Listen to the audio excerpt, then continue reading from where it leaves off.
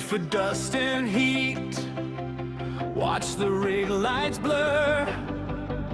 Coins came slow through stone, and the bills came first to hurt. But I found a different road, where the Lord can pay its way. Stack the cards, set them free, let the uptime earn the day. GPU autopilot on, turn the idle into gold. Every slot stays moving, every cycle stays sold. And I hear the numbers climb when the airflow starts to sing. What was sunk in mining pain comes back like everything. Rent the cars, let them run. Profit climbs one by one. GPU rental here to stay. Mining's long and fading away. Rent the cars, let them run.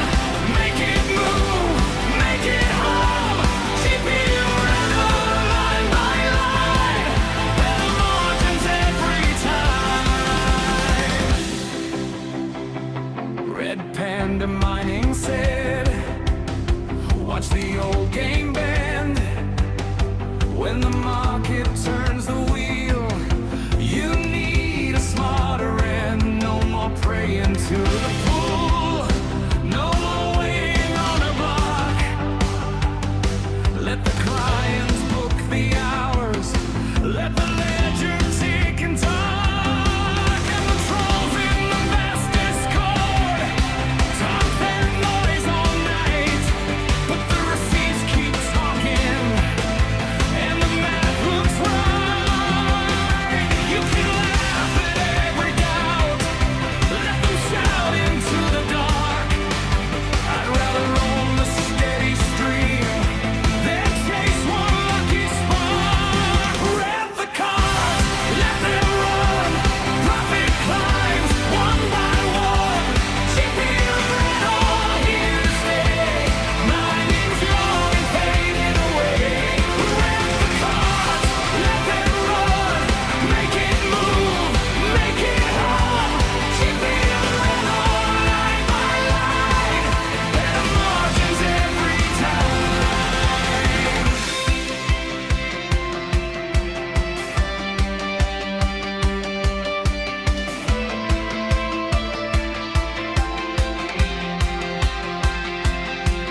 When the hashes fall to silence, I don't miss the race. I see tenants fill the calendar, I see green in every space. From the rack to the return, that's the song I choose. Not a gamble on a miracle, just a business that can you grow. Rent the cars, let them run. Profit climbs one by one. GPU rental here to stay. Mining's long and fading away. Rent the cars, let them run. Make it move, make it hum. GPU rental line by line. Better margins every time. Cars, let them run. Profit climbs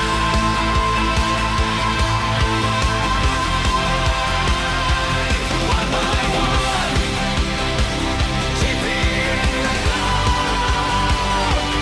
here to stay. Mining's long and fading away.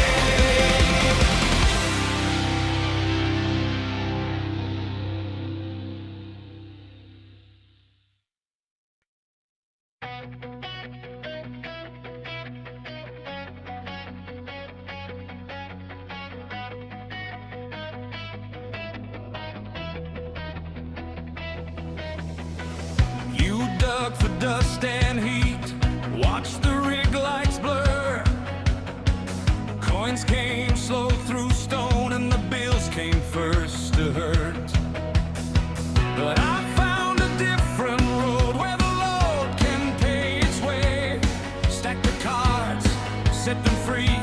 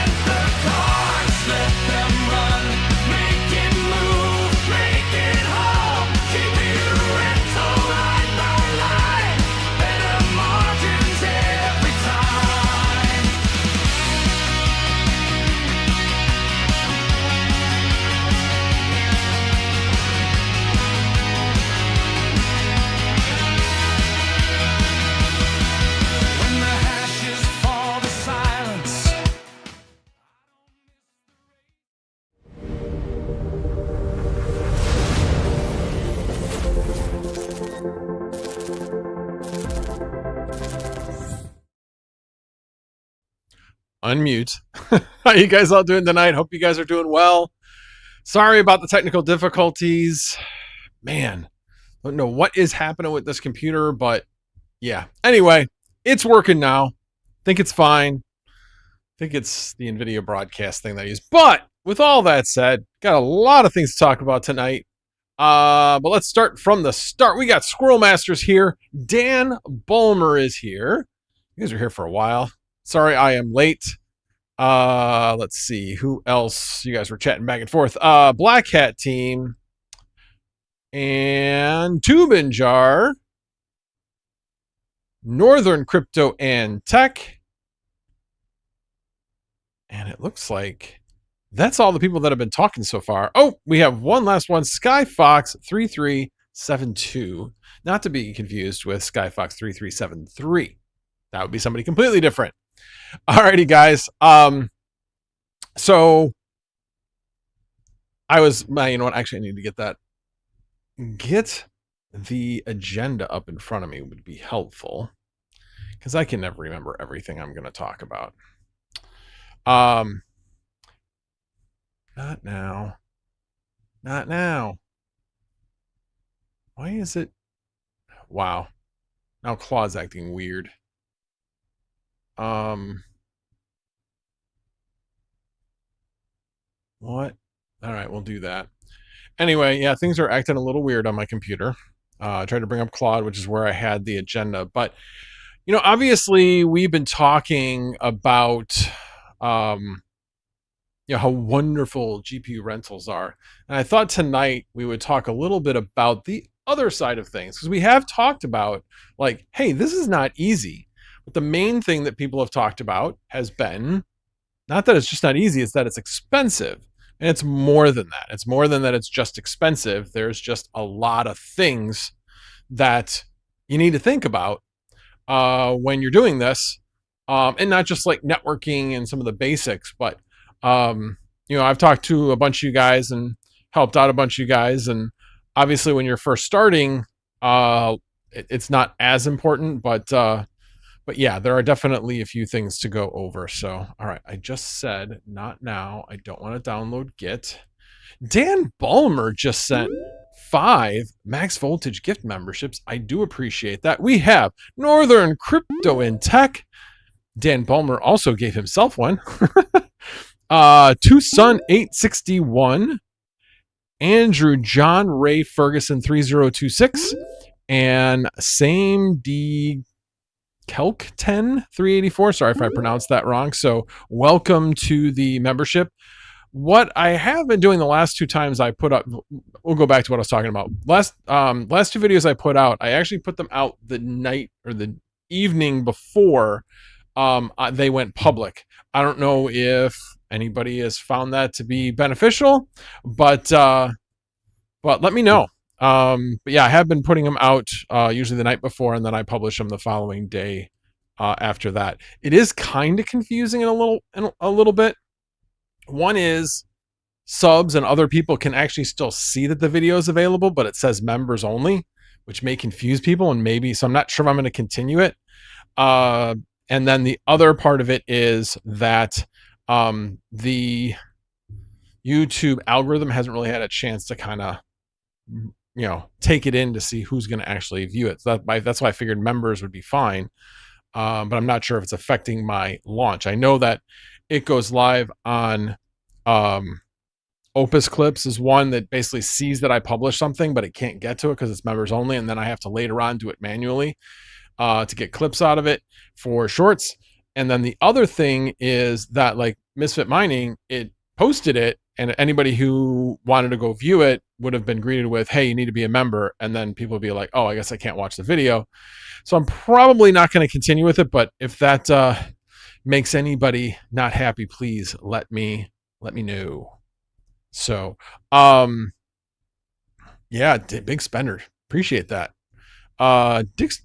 Jackson Digital, good to see you, sir. Appreciate you being here. Appreciate you all being here. Anyway, so, you know, this week, actually today, was the biggest gross I've had in a day. It was $185. Only one of my GPUs is not rented. It's the RTX Pro. It happens to be my most expensive one. It's the RTX Pro 5000, but it's not verified. And there aren't that many available right now.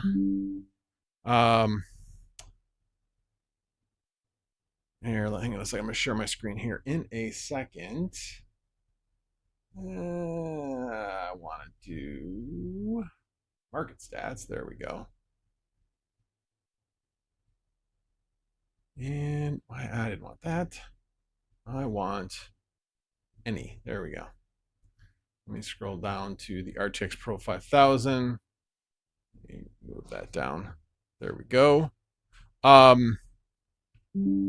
let me switch to, I think it's scene 2, right? Yeah, there we go. So this is the RTX Pro 5000, and only about 50% of them are currently rented, but they're rented for a good amount. They're rented for a minimum of 40 cents right now, and available is at 45 cents. So this is actually pretty good. A number of these, of course, as I brought mine online, there was one guy that brought on 24 of these all in 8 GPU rigs. So right now I'm one of these 3 down here that are currently unverified, unfortunately. So, and if we look at, this is another thing I wanted to show tonight. Let me just make sure. Yeah, okay. Let me bring this up here. Come on. I hate it when I can't. There we go. Okay. So, hashrate.no is no longer just hashrate, in case you didn't know. They do a lot of AI stuff, which is pretty cool. So they have this verifications tab for Vast, and this basically goes through everything that has been verified, the most recent to older and such. So if you look, especially if we look at North America, you can see, okay, that was a 5070. See, and then you can look to see what that particular rig's specs are. So if we scroll down, we can see, yeah, that's 2 gig up, 2 gig down as far as internet. So yeah, not a surprise that, and with 32 gig of memory against a 5070, yeah, that's a good spec machine. And again, the internet's really good. But you'll notice that most of the stuff for North America is multiple GPUs. Of course, as I say that, here's an RTX 4070 Super Ti. But I guess in the end, that was 2 days it was online before it got verified. So if we look over here, see, that one is just 1 gig up, 1 gig down, but it does meet the 500. It needs to be over 500 for the most part to get verified quickly. But that is kind of interesting, and it's only 16 gig of memory. That's amazing that actually got, and this is actually, this might be a minis forum board with a 7945HX. Interesting, very interesting. But most of the ones are multiple GPUs when it comes to North America. Again, I'm scrolling down. You can see 8s, 4s. There's a 2. There's a 1 5060 Ti. That was, it only took 2 days. But most of them are the North American ones. God, I'm saying this, and now I'm looking, and here are all these ones that that were recently verified. And what's interesting is I know of somebody that did recently get verified, a single 5090, and I still don't see it on this list. And he said he just got verified. So I find that interesting. So maybe this isn't an all-inclusive list. But I know for me, I still got 2 non-verified rigs, and they both, well, one has been on for quite a while. It's actually up to 99.64 reliability. And actually, for those people that are on Vast, let me show you something. This I saw come up in the Vast Discord. There we go. Okay. So this is the new dashboard. It is an early access dashboard. So you can see the look has completely changed from what it was. I kind of like it in some ways. It's definitely a lot more subtle. I liked the orange instead of this. I think this is green. I'm colorblind in case you didn't know. But I'm guessing that's green, which I'm sure the orange probably confused people because they're like, well, orange usually means like kind of bad. So anyway, so if you go over to the left over here and you go to settings, and then down here, there's early access. You hit down here, there's an early access instances page and machines page. So machines was off for me. And when you click on, you get access to that new dashboard. So if you're on Vast, that's how you get to that new machines page. So anyway, but yeah, sorry, I'm digressing. But let me come back to the chat. I knew I saw that Integra Guy is here. Hello, Integra Guy. Steven Cicero, how you been? Sorry, I had to. Did you beat me on Wednesday, or did I beat you? I'm trying to remember. Who knocked who out this past Wednesday? I know I finished second, but I'm trying to remember who finished first. I think that might have been you. Let me know. I know it wasn't Joker. I mean, Joker just can't beat me. Um, let's see. Oh, let's see if there's anybody else besides Steven Cicero and Integra Guy that showed up. Oh, Quick Cash is here. Welcome. And Mr. Peaceful. Good to see you too, sir. What's good with your shirt? So somebody said, wear my favorite shirt. And I was like, I don't know what you're talking about as far as my favorite shirt. This is a nice shirt. This happens to be, can anybody recognize where this shirt came from? You won't win anything, but you'll impress me if you know where it came from. Wow, look at the ads. Guess my pie hole works like a charm. So interesting you mentioned that, Dan Bulmer, because my daughter basically deployed a pie hole, and she thought it was going to stop ads on YouTube, and it doesn't. It cannot do that. So just so you know, anybody that's thinking about, hey, I'm going to do pie hole, or there's another one out there, I can't think of what it's called. Pie hole is the one that everybody knows by name. But neither one gets rid of YouTube ads, because they're just in the video. Interesting. I did not know that. Brave browser stops YouTube ads.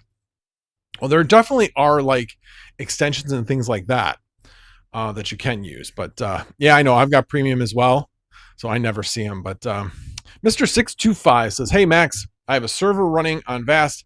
It freezes as soon as a customer starts renting it. Sometimes works some minutes and then freezing. Do you know what causes this? I have replaced the GPU. Same.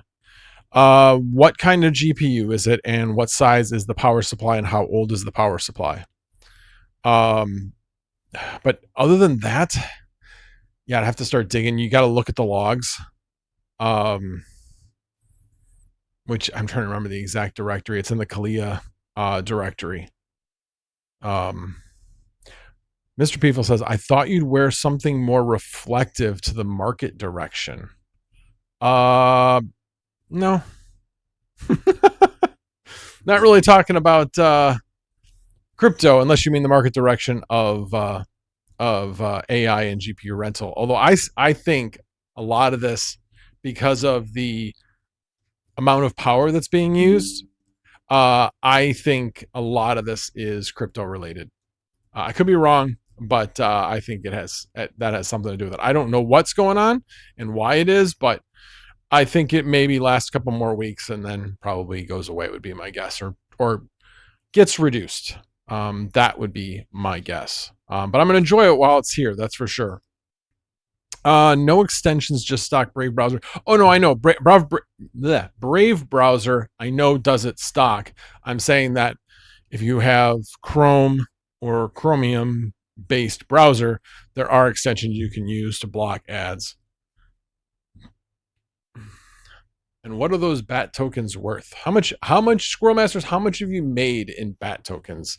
And how long have you been using Brave Browser? I'd be curious.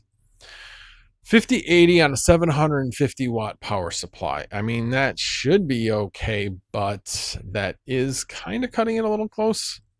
Because of the transients that NVIDIA is known to pull, especially when it starts a job.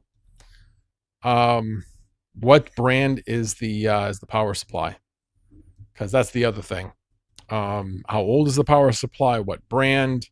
I had, if you watch my video that I released this morning, I basically was blaming a thermal take PSU, and I should not have been, because it wasn't actually, that was not actually the problem. The problem was actually the Dell power supply itself was not acting like it normally had.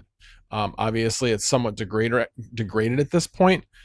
A 350 watt GPU on that Dell power supply, it's not the amount of the power supply, it's what you're pulling through those specific connectors that are on that breakout board that are marginal. So I'm hoping it'll keep going, but I did buy a replacement T7810 875 watt, 825 watt, I forget which one it is, power supply, so that if any of my T7810 based rigs start acting flaky, I'll have a spared power supply available and just be done with it. And obviously I have one that could be flaking out now, so I might end up using that sooner rather than later. But I should get that in the next week or two. I bought it off of eBay. Guy who had sold like almost 10,000 things and had like 100% response rate. So felt pretty safe ordering. We'll see. We'll see how it comes in. Yeah, let's see if anybody else had asked anything. So when I first started using it during 2020, I could get $5 to $10 a month in BAT tokens. Now it's more like $1 worth on a good month. Okay. It's better than a sharp stick in the eye, right? Okay, trying with 5070 to see if work with less power usage. Yeah, I mean, that's certainly try that. And then if you can, swap out the power supply if you've got something else you can use. That's kind of what I'm thinking. All right, let me do this. I'm going to bring up a blank sheet. And I'm going to move this over just a touch so that's not blocked by the camera. Get rid of this. Okay. And I'll move this a little bit more this way. Okay. So we're not talking about how much I'm making right now. I'm talking about expenses. So what were the things that I spent money on that had nothing to do with building a rig, the actual equipment that goes directly into a rig? So we'll go with capital expenses and other. Well, we'll just start with capital expenses and then I'll go down because I'll just do the expenses over here. So if we look at one of the things I did this year, I upgraded in order to get more power, in order to expand, I needed to go from a 100 amp panel to a 200 amp panel. So I needed to upgrade electrical panel. And we're going to do this. There we go. And cost. And that was about $3,000. I actually got a pretty good deal. I mean, technically it's like $2,900, but we'll just round it up to 3,000 because all my other quotes were like 4,500. And I was like, man, 4,500 just seems way, way too much. And I was doing more than just upgrading the panel. I was also adding in another two 30 amp circuits. So it was a combination of the two. So actually, I should actually put that here.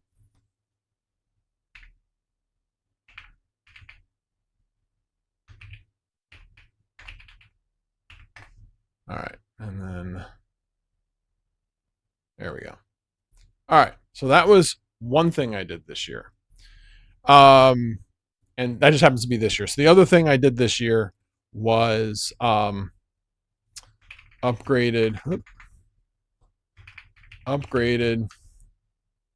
from AC to heat pump. And that ended up coming out to be about, after tax breaks, about $7,800. And why did I do that? You're like, why would that have anything to do with it? Well, one of the things we need to do is we need to decrease our electrical costs as much as possible. That allowed me to save, in fact, I'm going to put this in parentheses, save 3.15 cents per kilowatt hour all day long.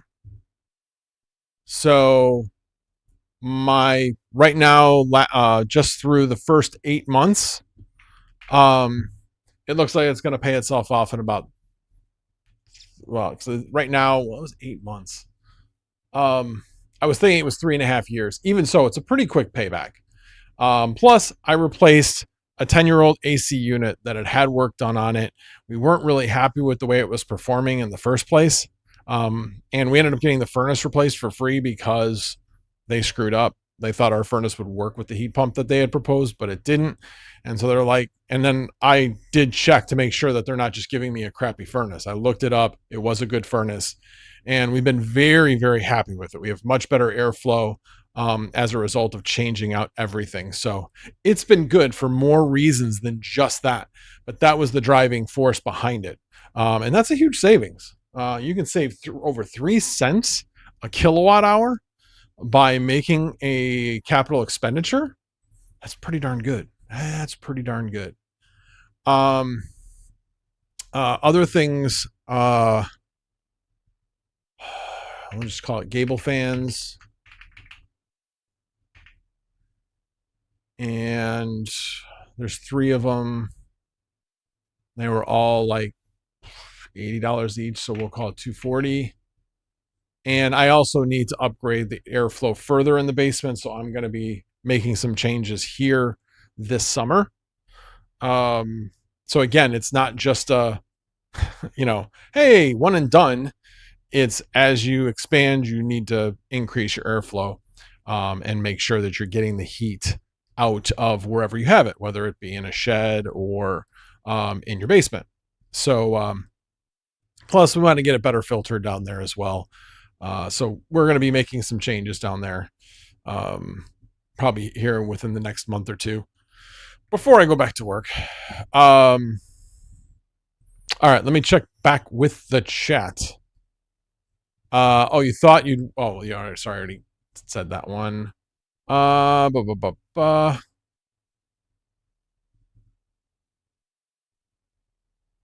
Nobody talks about this live. Oh, you hinted there. Here. Oh. Oh no. No. You bought a Gigabyte PSU? Don't ever buy Thermaltake. Don't ever buy Gigabyte. They're the world's. Just look up. What's his name? There's a number of reviews. Go out and look at reviews on Gigabyte PSUs. They're horrible. They're absolutely horrible. If you like to start a fire with your power supply, yeah, keep using Gigabyte. They have a horrible reputation. And I have seen nobody do any reviews to say they have fixed things, because I don't think that they have. So Mr. X625, the PSUs that I recommend, the top two, these 2 manufacturers make all the good power supplies, is Superflower and Seasonic. Seasonic is like the Mercedes. It just keeps going and going and going. Although they have some more reasonably priced ones, and Superflower. And Superflower definitely has some reasonably priced ones. They aren't the as well-known brand because they make power supplies for a lot of other well-known brands like EVGA. They made theirs for years. But I know like ASUS, Most of theirs are made by Seasonic, so I got no problem going with an Asus power supply. Corsair is a mixed bag. Some things are made by, I think, Seasonic, and others are made by some other third party that's kind of a crapshoot. There was another brand, and I'm trying to remember what it was. Oh, Be Quiet. I believe that they're made by Superflower. Don't quote me on that. I'm not positive, but I'm pretty sure. Okay, good. You changed to a Seasonic. Good. And me personally, I try to stick with platinum and higher. If these things are going to be running 24/7, you want to make sure that you have something that's meant to run 24/7.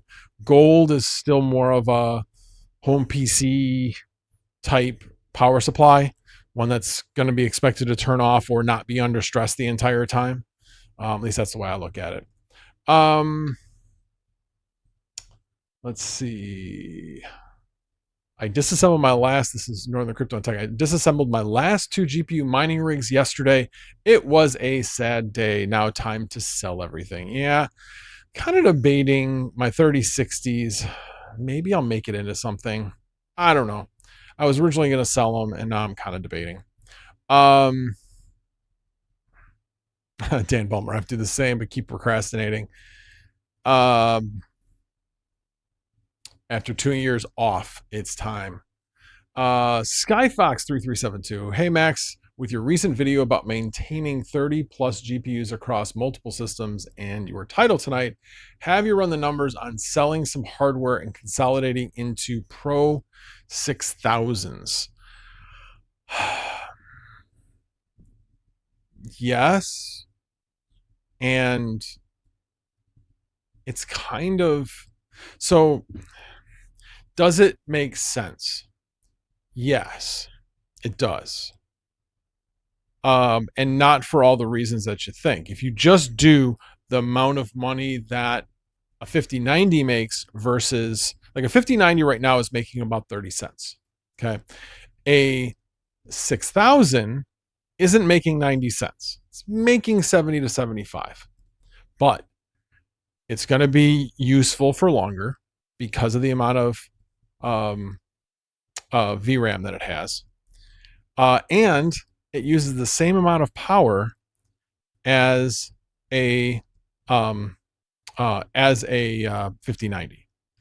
So therefore your power cost is going to be about the same.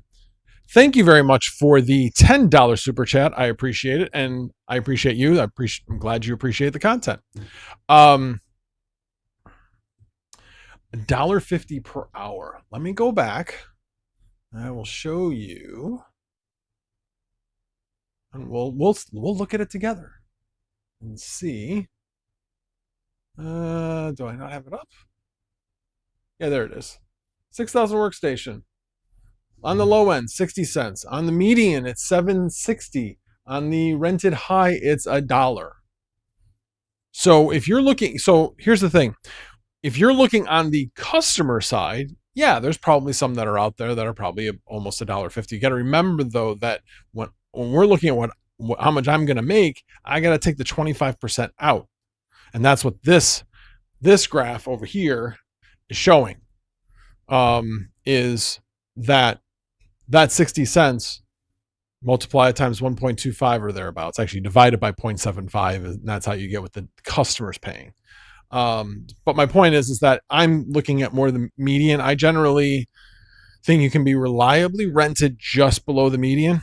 So like if I look at the 5090, right now I'm rented anywhere from 30 to 35 cents, depending on when I had it rented out. And the median is 31. So I'm pretty happy with I'm getting over median on this.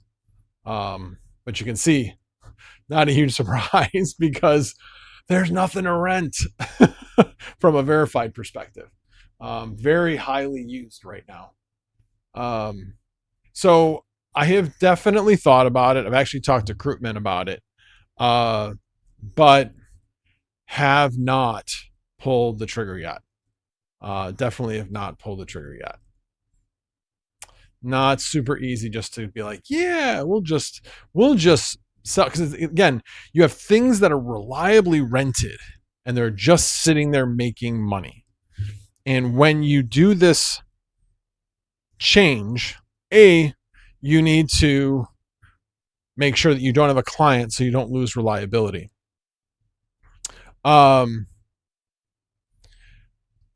Yes, I'm not forgetting storage and bandwidth. Total $1.25 per hour. Not on Vast. Not on Vast. Vast is not making $1.25 per hour, even with storage. Even with storage. I mean, if you want to make something that's just mainly storage and start putting like 12 terabytes on of NVMe on a server, maybe you'll get people using it. I haven't seen that. But yeah. Well, Skyfox says he's got 3 on Vast at 65 cents per hour. I mean, that's certainly on the lower side, not unreasonable, but $1.25 on Vast I'm not seeing. And let's see how used it is. So, I mean, you're still only looking, it's about 80%. Certainly not anywhere near what the, let me see what the 4090s were. I didn't even actually look. The 4090s, yeah, I mean, they're way more rented. So, yeah. And the 3090s are very rented as well. So these have much higher utilization rates right now. That's the other thing. So I did take a flyer on an RTX 5000. It's currently not verified, which is hurting me. But I want to see how I do on that one first. The other thing is, well, I needed one for this rig that I just built, which video coming soon, next couple days. And the workstation one is actually too high. So it had to have gotten a blower workstation card version of it. This one was $4,900, so it was half the price of the 6,000. So, and there's more and more coming online, so I think it's going to become more mainstream soon. How much 4090 is still going for? Do you mean as far as how much people are paying for them, or as far as what the actual going rate is? So as I was looking here, the 4090s, like right around 25 cents plus storage after that. I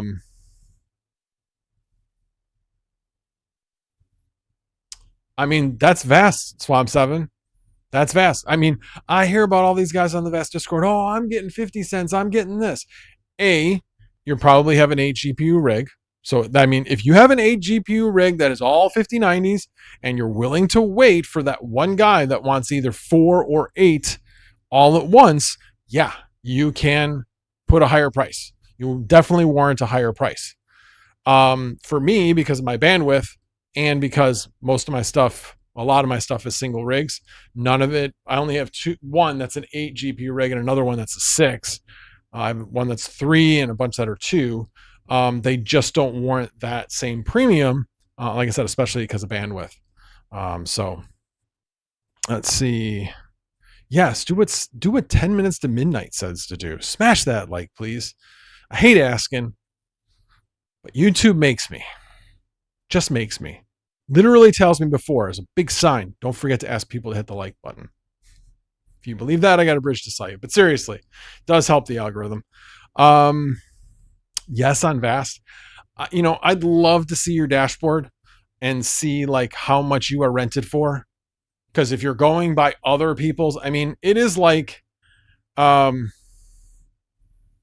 you go on Vast and they say, I'm doing this and I'm doing this. Well, I'm in it for the long haul.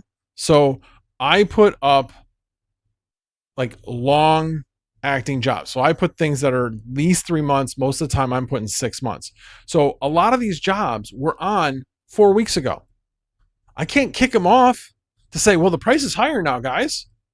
It doesn't work that way. Once they're on and they have that extension date being as far out as it is, and they don't leave, they're going to get a less expensive price. So when I'm talking about pricing, I'm talking about long-term pricing. I think we are in a AI bubble on Vast. So yes, you could probably get 40 cents for a 5090 right now if you're verified and if you don't have a client. My empty ones, yes, they're basically on there for like 30. Well, I shouldn't say my empty ones. The ones that are rented, that's not what the next guy's going to get. The next guy's going to be out there at 38 to 40 cents, unless most likely the market changes, and then I'll have to lower the price. So we'll see. We'll see. But bottom line is yes, I'm changing my prices all the time. I'm using GPU autopilot. And so that's looking at the market. And I can't wait until it has a couple different strategies as far as how to price things. So I'm looking forward to when that comes in. But yeah, right now, it's definitely helped me raise my prices. And get more when somebody does fall off. Yes, I can see it. I'm rented for a higher price. So are you using open source tools for rig monitoring and management? I'm not using open source tools. I have to get set up. GPU autopilot does have a so I'm kind of trying to do things so everything's central to one location. Let me just make sure. I mean, it has my email on it, but that's fine. Let me just make sure there's not any other. No, there's not. Okay, let me bring this up here. Oh, come on. Grab the tab. There we go. Okay. So let me actually scale this down a bit. So it does have telemetry so that you will be able to monitor from here. And you actually have two different views. You can view table or cards. I've been experimenting with the cards view of it. But yeah, so this is going to be where I'm going to be monitoring it. Right now, I do get an email if one of my rigs goes down for, I think, 15 minutes, something like that. When I had the rig in that reboot loop of every 3 to 5 minutes, it wasn't triggering that because it wasn't going down long enough to trigger it. So yeah, I learned my lesson on that, which was if you see something going down in reliability, you need to take a closer look. You need to take a closer look because it might be something going on with the rig. It isn't necessarily always going to be Vast because there is some things that have been going on with Vast. I've definitely been seeing people complain about it. A few people, I should say, complain about it in the Vast Discord. So yeah, Vast isn't perfect. It has its bugs now and then. All right, let me check. All right, so Swamp 7 says single RTX Pro 6000 do better than multi-rig in my experience. Really? Need to have min 256 gig of RAM and 32 core CPU on Gen 5. Interesting. Not 32 threads, you mean 32 core. Not where it's showing on Vast as 32 core. You need like where it shows 64. Is that what you're saying, Swamp 7? But yeah, I mean, 250, yeah, 256 makes sense. 128 is not enough. You want to double it. You usually want to have double the amount of RAM at a minimum. Although Vast says the minimum is the same amount. So I know on that one behind me, I'm using 96 out of the 128 for that VM. I have the other 32 on hold for other things I may add to that. Another question, Max. I can see some of my customers using my machine for mining and I don't like. Can I somehow get rid of them? I don't wish to rent for mining. No, you cannot.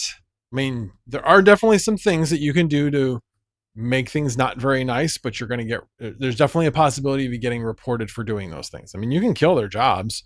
They're just going to automatically come back on though. And then it's just going to make them mad. Like, why am I constantly coming on and off? Yeah, there's nothing you can really do about it. Unless Swamp 7's got something to add, because as far as I know, can't really do anything other than resetting your machine ID and then starting all over with verification. So that's one thing you could do. But yeah, I mean, the amount of power that I'm using, fact, let me go back here. So if we look at these, the temperature, where's the temperature on here? 76, 72. These are mining jobs that are on these two. 74, another mining job. This one, 58, no. 54, no. 61, no. 48, no. 70, that's a mining job. 66, I'm not sure if that one is or not. I'm guessing not. This one, 58, no. What the hell? 54, no. That was weird. I had brought the stream up on my phone so I could make the comment to let you guys know. Oh, you know what? I probably hit it when I was, anyway, whatever. Let's see, 30, 90, 69. That's most like, yeah, that one's definitely mining. Yeah, that one's definitely mining, as that's the one that I was having problems with. That one is not. That one is not. That one is not. That one is not. These run a little bit hot because they're close together. One of them, yeah, one of them is a FE, which is probably running the hottest out of them. So that one's definitely not, and that one's not. That one probably is, because that one's a liquid cooled card. So it's going to run cooler than others pretty much automatically. So yeah, that one is probably. And then this is the one that I do not have rented or verified. These two down here not verified. So yeah, I mean, if I look at my power, let me see. I don't like the way they changed this app, but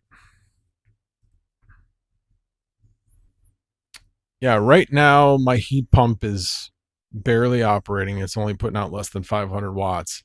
So I've got 12.5 kilowatts consistently being pulled. 4.6 kilowatts or 4.8 kilowatts on one of my 30 amp circuits, 4.1 on my other 30 amp circuit, and on the third 30 amp circuit, which is the one I'm growing on, that one's at about 1.9. And then I've got other things on a few other like 120 volt circuits.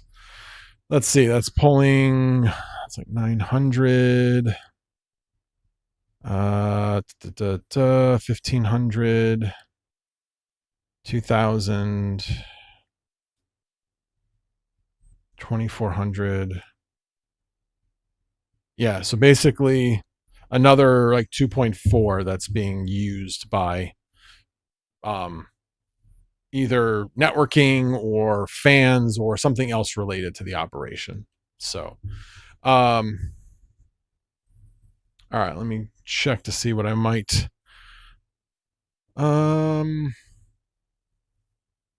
I'm getting almost $5 a day in GPU temp at 37, so I'm not kicking anyone off. Yeah, don't kick anyone off at that. It's nice having the nice low temp when they're not killing your equipment. I wish I could get Red Panda deal. I have 20 CMP 170HX doing nothing and it's not worth it to sell them. Yeah. We're not all Red Panda. We haven't worked the last 7 or 8 years and putting out videos almost every day to gain as many viewers as he had. He worked to get it, and he's right now reaping the benefits of doing what he did. So kudos to him. Yes, you can limit their power usage, but I've been hearing more reports that clients are complaining because they can see when you limit the power usage. If they come on and the power usage is X and then you decrease the power, I mean, they're not constantly monitoring these things. So you're basically giving them less for the amount of money that they were agreeing to pay for the jobs. So yes, that can get you into trouble. Just be aware. You know, if it's the difference between saving my equipment because I see things going over 80 Celsius and maybe getting a little bit of a slap on the hand, I'll take the slap on the hand. So there's certain situations where I will lower the power if absolutely necessary. But otherwise, I mean, if I remember correctly, I've started to see NVIDIA GPUs start to throttle themselves at 85 C. So you'll start seeing the clock on them actually go down.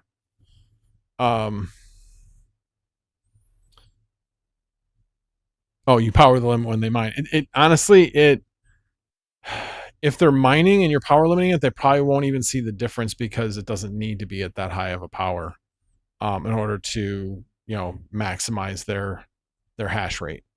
But at the same time, just know, depending on what the algorithm is, it can still get you in trouble. I don't think I think he had said he was going to do 3060s to do as a test, not 170HXs. And he did say he was going to buy V100s, which, let me switch to that screen. No. Here. I did bring these up this morning because I was curious when he was talking about them. So the median is 0.014. This one is so odd that somebody is renting these for just ridiculously low. And so there's like this big difference between what's available. So like you can see what's available is like 10 cents right now. And then the median is 12 cents. So your mileage may vary on that. That would make me a little nervous about going that direction. Of course, that coming from a guy that decided to buy the RTX Pro 5000, knowing that it was generally getting about 50% rented and no guarantee. So what I may end up doing actually with that is taking one of my verified 5090s and moving that machine ID over to this machine ID. But I need to get one of these things unrented first before I do that. Swamp 7 Discord screenshot. Let me see. Hold on a sec. Okay.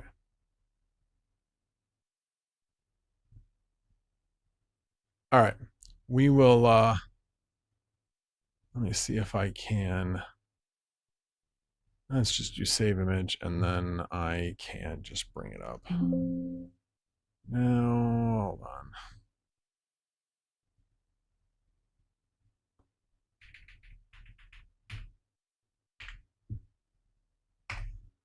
All right. Let me. All right. What are you doing? Okay, hold on. Brought it into a printing picture thing. Let's just bring it up in Paint. That should work. There we go. So we have one by Pro 6000 making $1.35.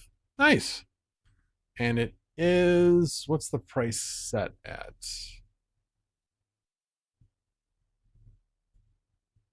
Oh, I think the price is to the right. It wouldn't have shown that.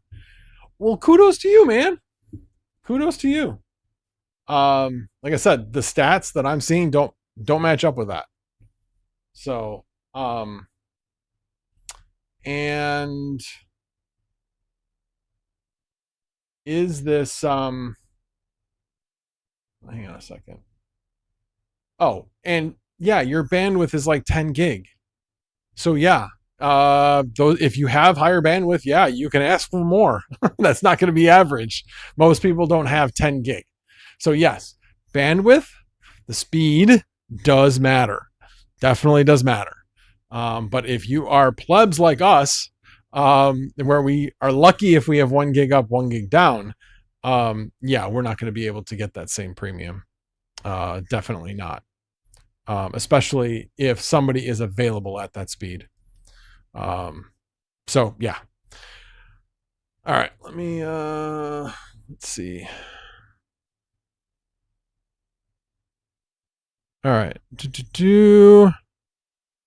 They run about $700 to buy. I mean, it's kind of the same, a little bit less than a 3090, and it basically costs about the same. Or not costs about the same, it makes about the same. I'm making about 15 cents on mine.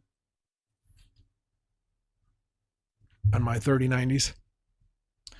Mr. 625, yes, they do max mining with overclocking using your GPU max power. That's why I wish I get rid of mining customers. Yeah, I will say one thing I will do. So for instance, I have an EVGA 3090. It defaults to 420 watts. Do you think I let anybody use it to 420 watts? Hell no. TDP on a 3090, the expected amount is 350. And nobody's going to really know the difference between 420 and 350. They've done tests. There really isn't that much performance. So yes, I will take that one down to from 420 down to 350. No question. The 5090s, I bring down to 575. That's the TDP. A lot of these AIO cards will go all the way up to 600 watts. That's purely for at least a little bit of safety. Yeah. So, nice humble brag. It's not that people can't get it. I could actually get 10 gig here. I'd have to wait like 6 months in order to get it, and I'd have to pay like over $1,000, and then I'd have to pay over $300 a month. So people are like, well, if you can get that much more for your cards, maybe it's worth it. And I haven't done that analysis, which maybe I should, to see if I should finally just bite the bullet. But the problem is that I could get 8 gig up and down when they finally get here, and they are currently building out in my town. I just don't know how long it's going to take them to get from the west side of the town to the east side of the town. So yeah. Sorry, writing this down. So what I want to do is I want to take a look at similar rigs with very different speeds and see like how much they are making, and see if I can maybe do some type of data analysis as to what's the benefit of, yeah, that's what I'm going to do. I am going to somehow, I got to figure out how to do it, but I need to pull the data. Data's available. Pull the data and then sort it and say, this is what's the average for 8 gig and up, 5 gig and up, 2 gig and up, and below 2 gig, and see how it pans out. For Vast price. Anyway, thanks for spawning that idea there, Swamp 7. I appreciate that.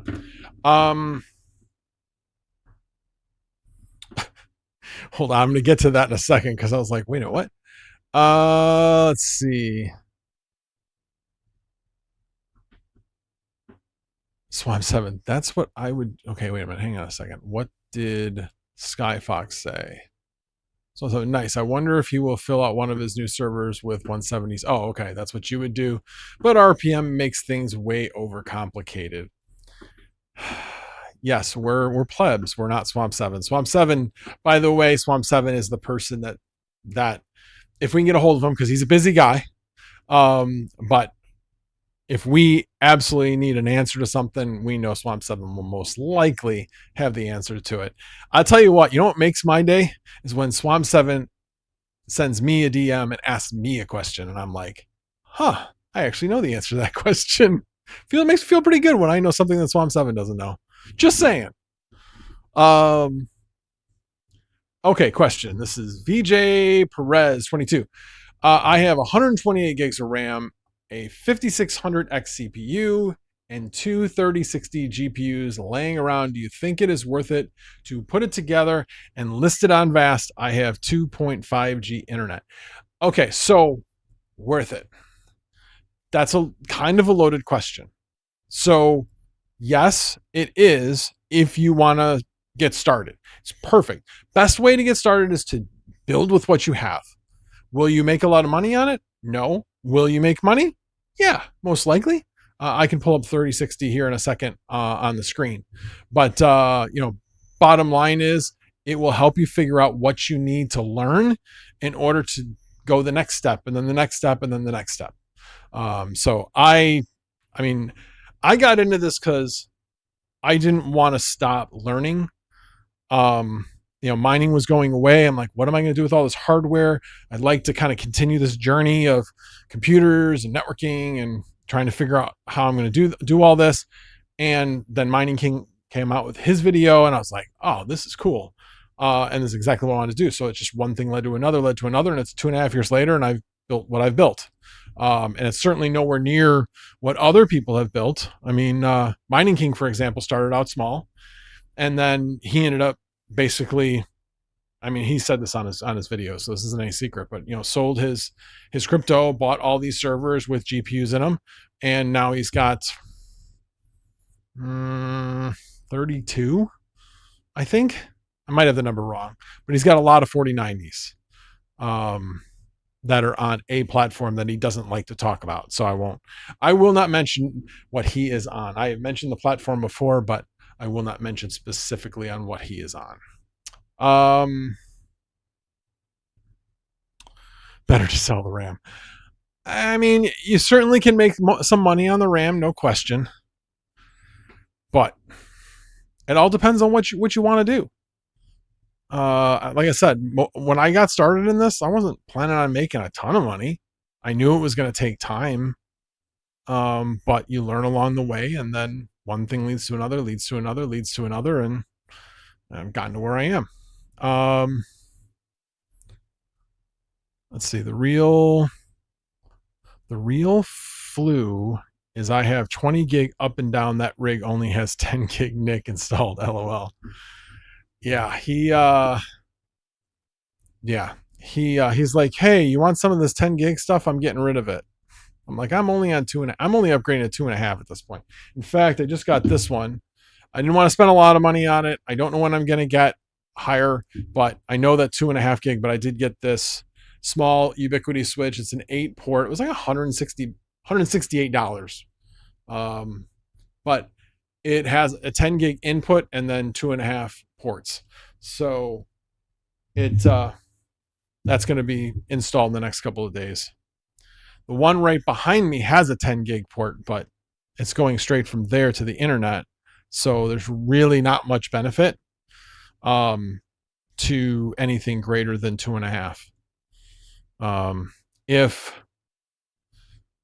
I did like RAID Stripe or something like that, maybe it would be beneficial to have 10 gig, but 2.5 gig certainly will be an upgrade over my main NAS, which is only 1 gig. I need to actually get a 2.5 gig port for that, and then I can run it. I actually have my NAS is in the basement, but it comes directly into this router, and I can just take it out of that and then run it over to the switch because it's not going to be that far away. All right. How do you power limit them? Well, if you want to power limit them, there's a command that you can do to like make it constant and only go to that power level. But if you just want to do it for the current session until it gets rebooted, NVIDIA-SMI, you got to make sure you're in root.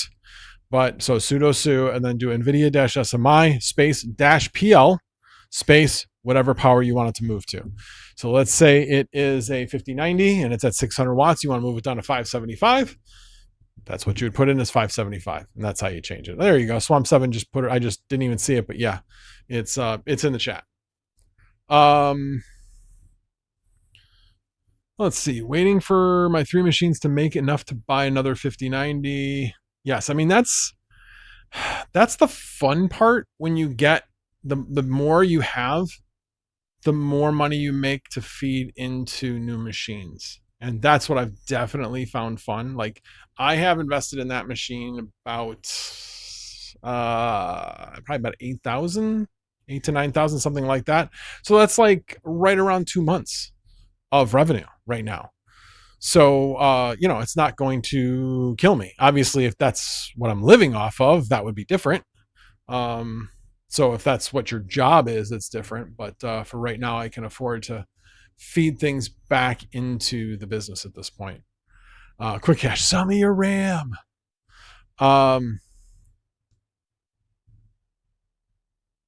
Yeah, but Samsung DDR5 ECC, I think is what he meant. But for cheap.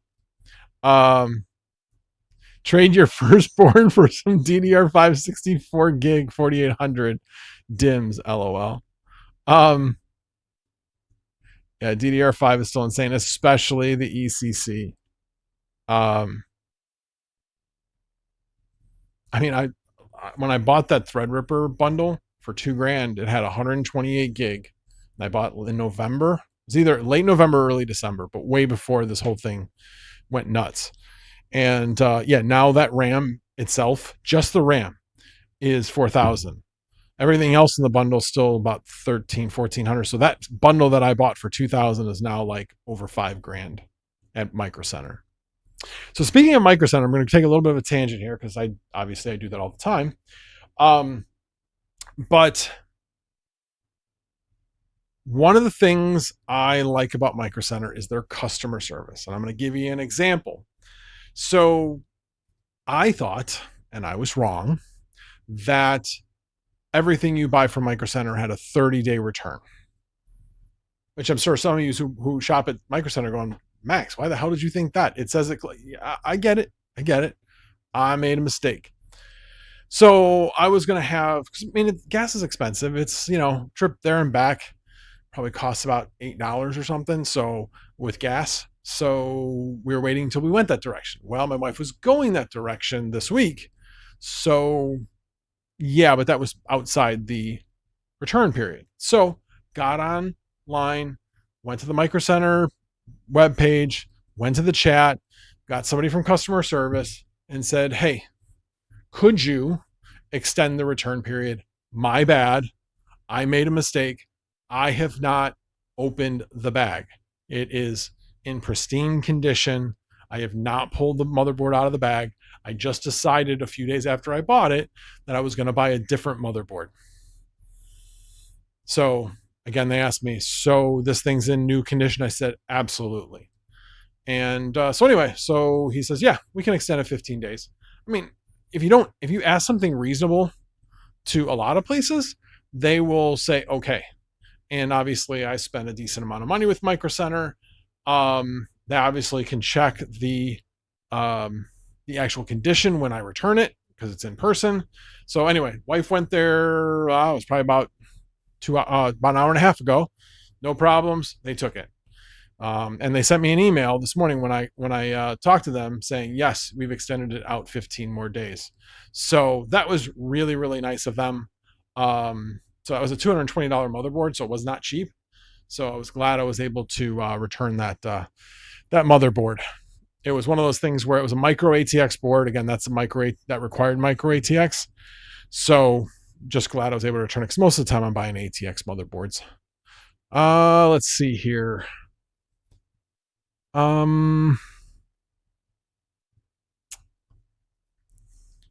Let's see. Scott 007. Yes, but clients can see the power limit in CLI and it affects their performance numbers. Yes. Their DL perf numbers. So yes, it's one of those things if you do it, you run the risk of somebody complaining.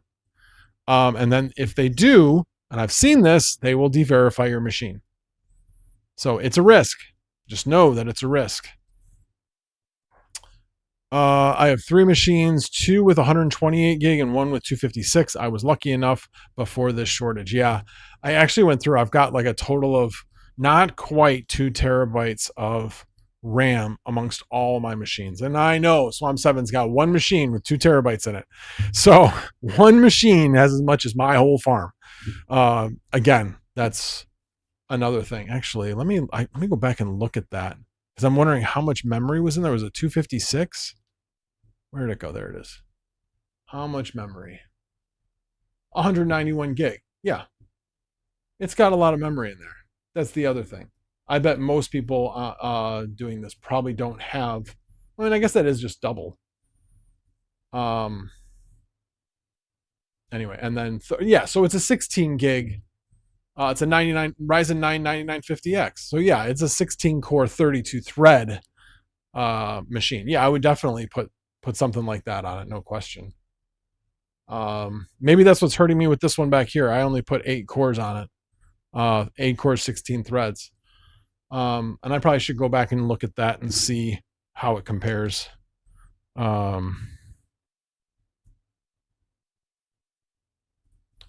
For Pro 5000.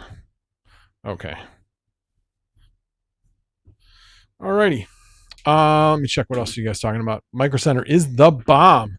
They extended warranty on a 14900K for me by 10 days, so I didn't have to RMA it through Intel. That's awesome.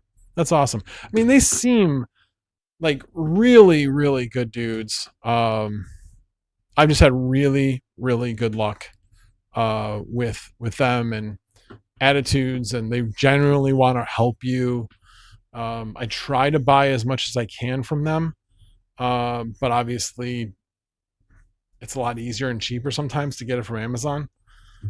So yeah, just because I'm lazy, I don't always want to do that. So, alrighty, back to what I was talking about before. So Gable fans, obviously other things are networking. And I use Ubiquity, which I know Swamp 7 hates. But like my switch in the basement, it's only a 1 gig switch. I actually got that for free, so I won't even include that. I got my access point for free. It's only Wi-Fi 5, not Wi-Fi 6 or 7. It's good enough. Most of the things in the house are, and it's good enough for doing video and stuff on the phone. So I really don't need additional speed. I just need good coverage, which we have. But I did have to buy the Dream Machine SE, and that one was $500. And then each of these switches was about 170. So that's another 340. So that's 840. What else am I missing? All the cables. A lot of cables. I don't make my own cables. All right. Just I want to see the chat. What do you mean you don't make your own cables? It's not hard. You just got to do it. Yeah, I know. I choose not to make my own cables. So yeah, got a little bit of a cabling mess from time to time. I guess we'll just call that 840 for now because I can't think of. Well, we'll call it an even 1,000. Once you add the cabling in. Yeah, because I've got some long cables. I've got the one going from up here down to the NAS, which is where my daughter's computer used to be. That's a 75-foot cable, and then this one going from the router down to the switch is about a 50-foot cable. So those cables are not super expensive, but they're not cheap either. Swamp 7, I've had my Vast rig running for like 5 months now and never ran updates on it. Should I be? I mean, occasionally what I generally do, I know you didn't ask me, but I'm going to answer anyway because it's my stream. But generally, if I want to upgrade the NVIDIA driver, I'm going to update the rig at the same time. Now, the other thing is with the current thing that's out there, the hacking thing that was out there, probably not a bad idea to update them all. But yeah, I mean, and that's the other part is if it's getting rented, don't worry about it. I mean, that was the other thing. I had like something on CUDA 12.6 for like the longest time because it was never unrented. Everybody else was on like 12.9 or 13, and I was still on 12.6. So CUDA 12.8 that have been rented for 3+ years? Was CUDA, wait a minute. Was CUDA at 12.8 out 3+ years ago? I thought 12.6 was out. Could be wrong. Maybe it was 12.8 that I was thinking of. But anyway, whatever. Two of my machines show very low download speed. Why is that? All other 500 plus can somehow run Vast speed test, any Vast command. Yes. Do you want to get that, Swamp 7, or you want me to get that? I have to find it because I never remember exactly what it is. Oh, that's right. I restarted my computer. I have to like log into one of the machines. Give me a second.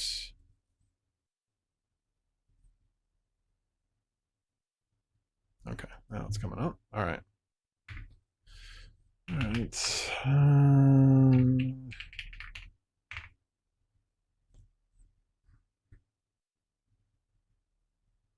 I'm looking to see if he gets the So the one thing is, I don't know where you're located, but if your server, your Vast machine is locked into a bad speed test site, sometimes it's hard to get it to like decide to go somewhere else. So when you actually manually run it, you can look to see what it's getting. And if you don't like the results, then if it tries pulling from that same server, hit Control C and it'll decide if it's going to go to the same server again or try something else. Eventually, if you do Control C enough, it's going to go to a different server. All right, hold on. 8.60. Let's see. All right, let's see here.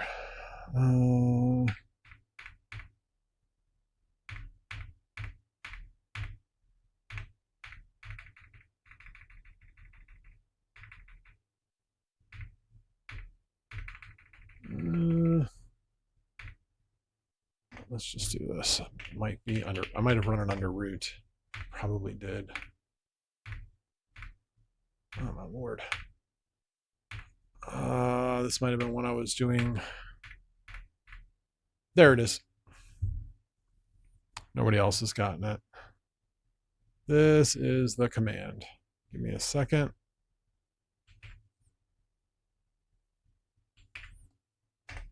That's the command. Give that a shot.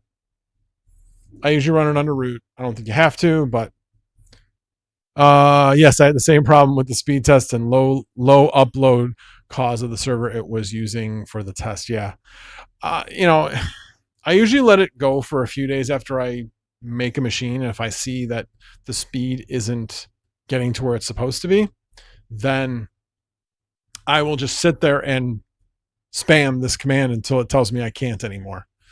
Because each time it runs a good test at a good site, it will usually lock onto that. And occasionally, especially in the beginning, once you lock onto a good site, it'll say pulling speed from the best server. And then occasionally it'll say pulling speed from a random server.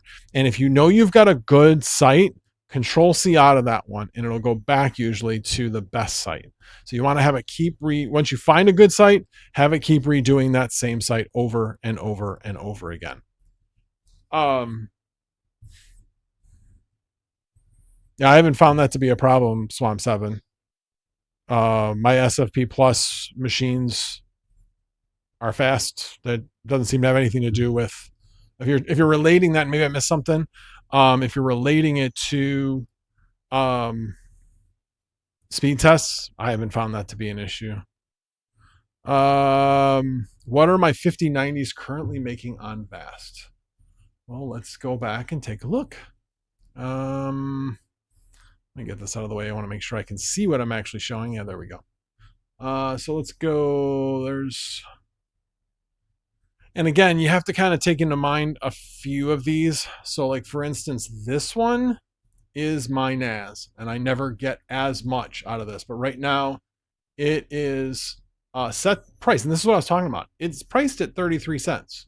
So I should be getting 35 to 37 cents on it right now. But this guy's been on it for a while. So I'm making 31 cents on it because before we had this big uptick in demand, it was already rented.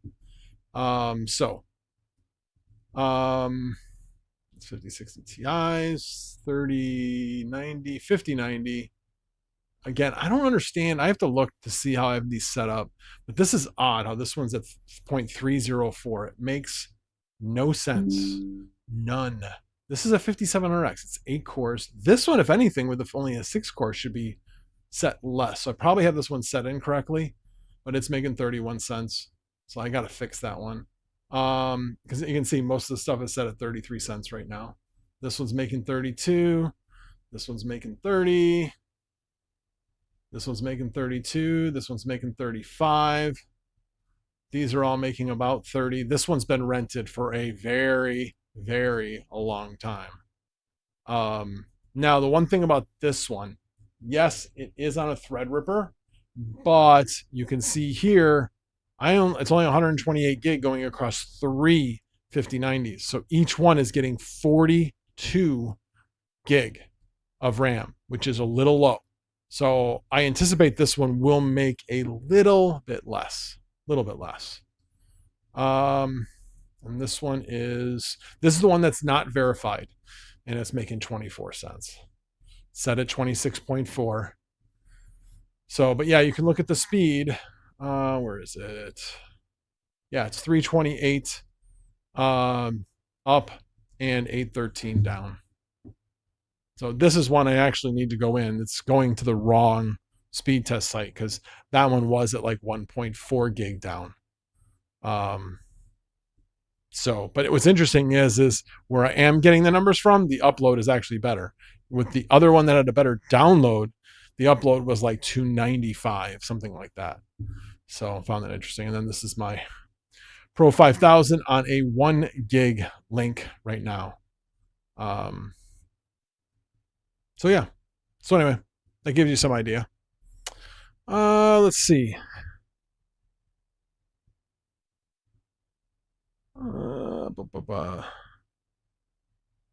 Yeah, that's kind of what I'm seeing everywhere on most platforms around. That's what I think. Swamp 7 thinks we're nuts. Are you going to add a different NIC card to your Dell workstations to get faster speeds when your internet speed increases? Probably not the Dells. That would be my last ones that I would put it in. Because those are PCIe 3. Those are my lower end rigs. I will put it in all my 5090s and 4090 rigs, or most of them at least. There's some that I probably couldn't. Like my NAS, definitely will put the one downstairs that's got a 5090 in it. I will definitely put one in there. Yeah, pretty much. I guess the answer to that question is yeah, pretty much. Like my Threadripper has 5 gig on it, so, or is it 10 gig? I think it's 10 gig. But it's operating at 2.5. So, Mr. 625, do you have dedicated internet? I'm not sure what you mean by that. Is there anything that's non-dedicated internet? I mean, if you're talking about, do I have a, what do they call it? CGNAT? No. And that's the thing. You cannot, there are tricks. I'm just going to say there are tricks where you can run CGNAT. I don't recommend it. Do not recommend it at all because you have to rely on a third-party service in order to do it. You need to, and I helped somebody work through this. Guy had fiber, and their standard was CGNAT. I take that back. It wasn't CGNAT. It was the fact that the device was not passing through the IP address. So it was assigning another IP address on. So basically, it was double natting, is what it was doing. So, and I always thought about that being bridge mode. Well, it's IP pass through technically, and so he was using the wrong terminology. I didn't know that, and I found that out later. But yeah, now I know. I don't ask for bridge mode unless you're calling Comcast, but ask for IP pass through. Okay, hold on a second. And I'm going to have some content on Salad coming up. But even Salad is paying 27 cents right now. Okay, first of all, I just want to get it out there and be very clear because there's definitely advantages to Salad. There are, in fact, a number of very specific use cases where it's a good thing to be using Salad. And I'll go over those again. I got a video coming out, so be patient. Be coming out sometimes next week. But big thing is 27 cents is not the Salad saying that they're making 27 cents versus Vast. Vast, when they say what you're making, that's what you're actually getting paid plus bandwidth. Okay. This is all inclusive, first of all. And second of all, it's not taking the payment fee out of it. So it's right around 10%. It's slightly below 10%, but you're basically going to be getting about 24 and a half cents if Salad says you're making 27 cents. So just be aware of that.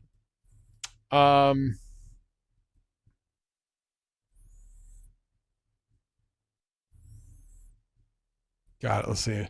I missed what Swamp 7 said. I have had tons of issues with them. SFP plus to RJ45.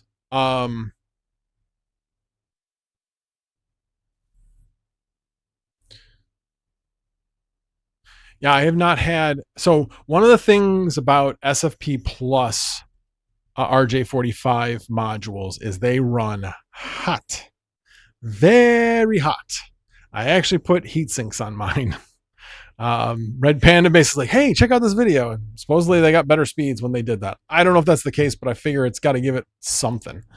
But yeah, if you have the opportunity to get SFP direct, like my connection from my 48 port switch, which also has 4 SFP plus ports, to this is a DAC cable. So it's an optical cable.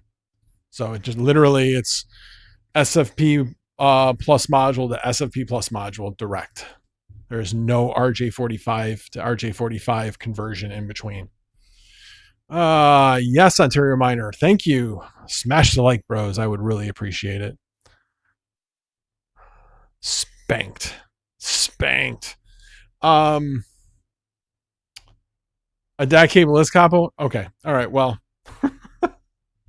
I guess I'd have to look. I think it was a DAC cable. Anyway. I thought I was doing something good, but maybe it's the same problem. But anyway, I personally haven't run into trouble. Now, with that said, there are SFP Plus modules that only do 10 gig. They will not train down. They'll either do 10 gig and 1 gig, but they will not do 2.5 or 5. So make sure that if you want to do 2.5 gig to a SFP Plus module, make sure that the SFP Plus module has the ability to do that. Ubiquity, by the way, Unify, does not recognize what the speed is on an SFP Plus module. It's either 1 gig or 10 gig. So if you are using a module that does 2.5 gig, the Unify system is going to say it's a 10 gig. All that translation is being done in that module. It's not being done by the router. So just keep that in mind. Max, did you try to use performance tab on Gap? Performance tab on Gap. I'm sure you're talking about GPU autopilot. Oh, Gap, GPU autopilot. Got it. No, I had not seen this. Well, that's cool.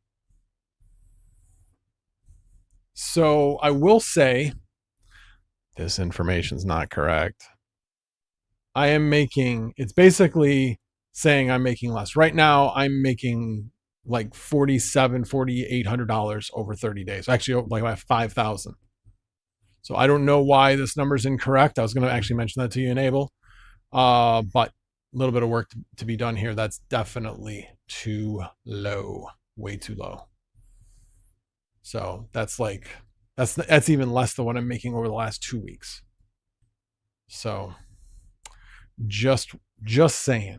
You can see I had a little dip in utilization here. The utilization seems pretty close. Let's look at the dashboard, because this is the other thing. Right now, I have all but one rented.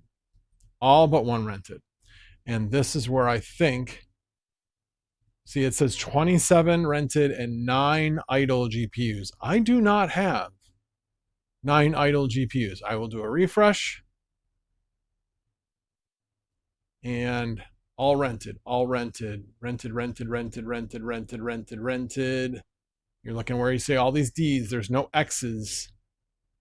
All rented except for this last one. So out of however many I have, I think 36 technically is how many I have here. 35 are rented. So that number is not correct either. So just saying. By the way, I know that a lot of this stuff's kind of work in process. The reason why I use GPU autopilot is because of the pricing. It's been invaluable to me. I would have just left things about 29 cents and I would have been making right around 31 cents with storage and bandwidth and wouldn't have changed anything. But it's been raising my prices. So like right now, one of them I'm making 35 cents. So definitely liking that.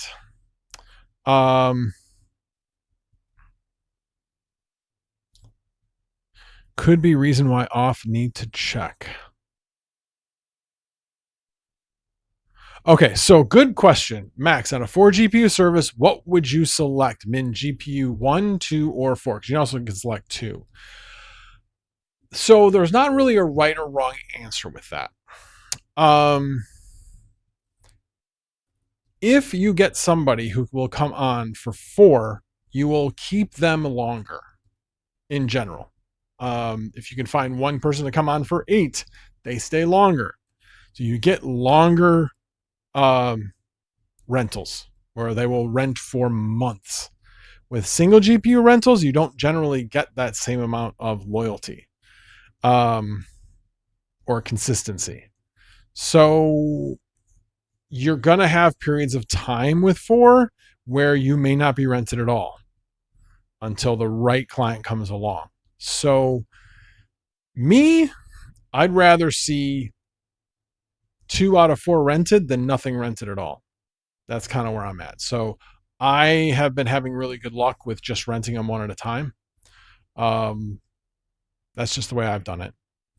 And the good thing about it is a lot of times I will get 4. In fact, I have had for quite a while. I think the last time I checked, I think that the 2 4s went away. Nope, this one's got only 2 rentals. Okay. Oh, wait a minute. Let me take that back. That is 6. 2 stored. Oh, that's really interesting. So one of the things that I have found out is when people rent via the GUI, when they rent something out, whether they rent 1, 2, 4, 8, they'll all show up as single rentals. You can tell from here with the fact that it's 2. I should actually change this back to the other view. I wonder if the other view would show differently. But that tells me that there's really only 2 jobs on it, and that the only way to break that up is 4 and 2. There is no such thing as a 5 or a 6. I mean, you could rent 5 or 6, but it just generally isn't done. It's usually 1, 2, 4, 8.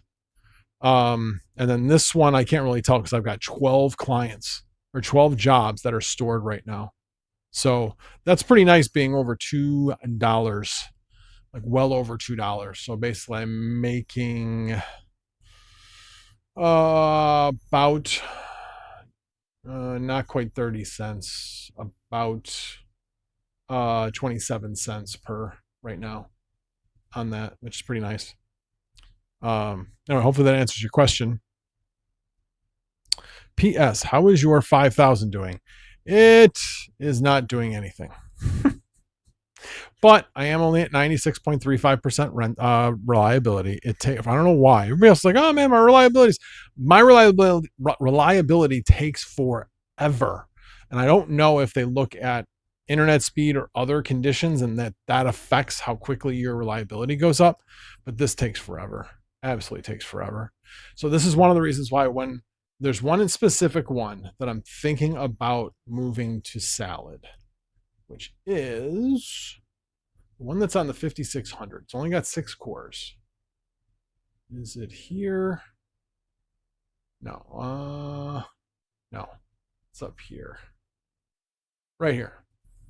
5600X. This one has tended to get rented less. But on Salad, they don't care. They don't care how many cores really. I mean, shoot, I got a 4090 on an i7 7700 and it's rented for 18 cents. So not complaining at all. Swamp 7, micro disconnects because of internet or NIC issue, link pauses. No, there is no link pause in this at all. I mean, I'm not getting like, I will stay SSH'd in and there's no break. I come the next day, it's still there. There's nothing. There's nothing. And I'm obviously looking on Comcast as the Unify system shows when there's either in fact I can take a look at that right now. If there's any latency, and I do see that occasionally, and that may be what has been happening, but I haven't looked at that. But there haven't been any disconnects. There could have been some latency issues, I suppose. Yeah, interesting. There is one. What is this one? Yep, high latency 4 shows 5 minutes. But here's the thing. Average latency 17 millisecond, max latency 35 milliseconds. It's a little high, but it isn't that high. It's just higher than normal. Like normal latency is like 7 or 8 milliseconds. I wouldn't think that would cause any issues. But I suppose that might be true. I guess when I get a new ISP, hopefully sometime soon, we'll see if that changes things. Let's see. How do you know SSH will not drop out if link drops for a second check? The logs on the switch LLAP issues. For a second check, for a second, check the logs on the switch LLAP issues. Logs.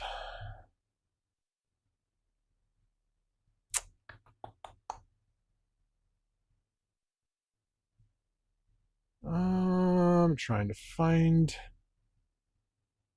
Oh, I don't want to select all. I just want to stop. Reset. There we go.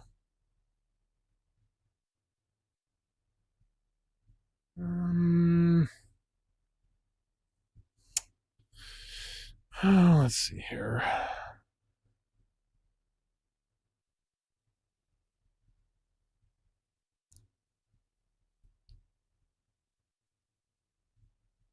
Wi-Fi is client connected. No, it's not there.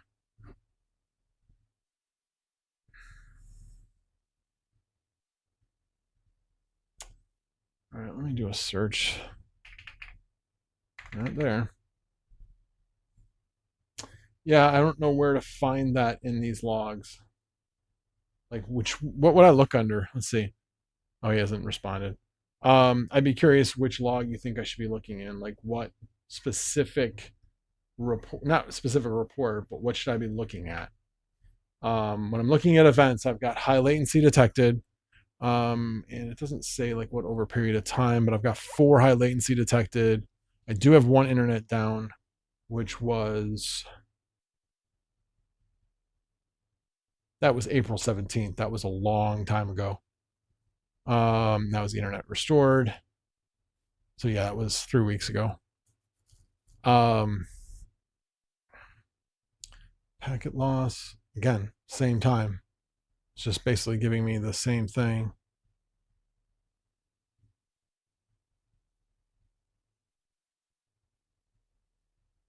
Yeah, that was something I was doing. So that's STP state flapping. That was something I was doing. I was moving some things around. Yeah, I don't know. I don't see it.